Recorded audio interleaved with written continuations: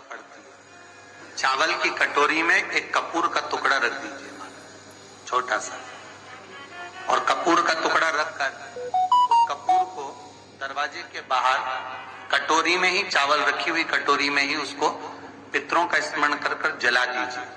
और जलाने के बाद उस चावल को कहीं भी किसी भी वृक्ष की छांव में पक्षियों के लिए डाल दीजिए। शिव महापुराण की कथा कहती है, अगर मान लो पितर आपको कष्ट दे रहे हैं, पितर आपको तकलीफ दे रहे हैं, कोई काम नहीं होने दे रहे हैं, या कहीं आपको ऐसा लगता है कि पितरों का दोष है, तो वो पितृ दोष देवी, अब ये जो आप करेंगे ये कब कर रहे हैं? अमावस्या के दिन आप उसको रख रहे हैं। अमावस्या के दिन उसको रखकर रात भर अपने रखा कपूर के साथ में, सुबह एकम पड़ गई, नवरात्रि लग गई, उसी दिन उसको जला होता है। काल सर्प दोष होता है, वास्तु दोष होता है, उनको ज्यादा कुछ नहीं करना होना। महाराज एक बेल का फल लीजिए, फल बेलपत्री का जो फल होता है उसको ले लो, उसके अंदर का जो गुर्दा होता है, अंदर का जो भाग होता है उसको निकाल लीजिए, और उस बेल के फल में आटा सेक कर उसमें शक्कर मिलाकर उसको उसके अंदर भर लीजिए। अमावस्या के दिन सुबह 10 बजे से पहले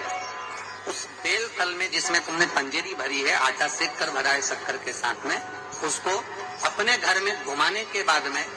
जिसको काल सर्प दोष बताया है, पितृ दोष बताया है, या वास्तु दोष का स्मरण बताया है,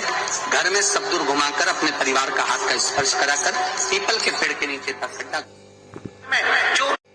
आटा सेक कर उसमें शक्कर मिलाकर उसको उसके अंदर भर लीजिए। अमावस्या के दिन सुबह 10 बजे से पहले उस बेल फल में, जिसमें तुमने पंजेरी भरी है, आटा सेक कर भरा है शक्कर के साथ में, उसको अपने घर में घुमाने के बाद में जिसको काल सर्प दोष बताया है, पितृ दोष बताया है, या वास्तु दोष का स्मरण बताया है, घर में सब दूर घुमाकर अपने परिवार का हाथ का स्पर्श कराकर पीपल के पेड़ के नीचे तक खड्डा खोदकर उस बेलपत्र के उस फल को डाल दीजिए।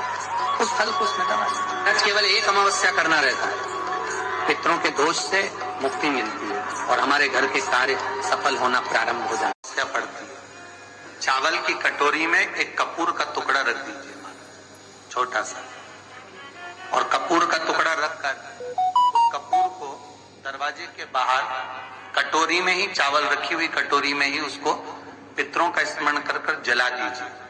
और जलाने के बाद उस चावल को कहीं भी किसी भी वृक्ष की छांव में पक्षियों के लिए डाल दीजिए।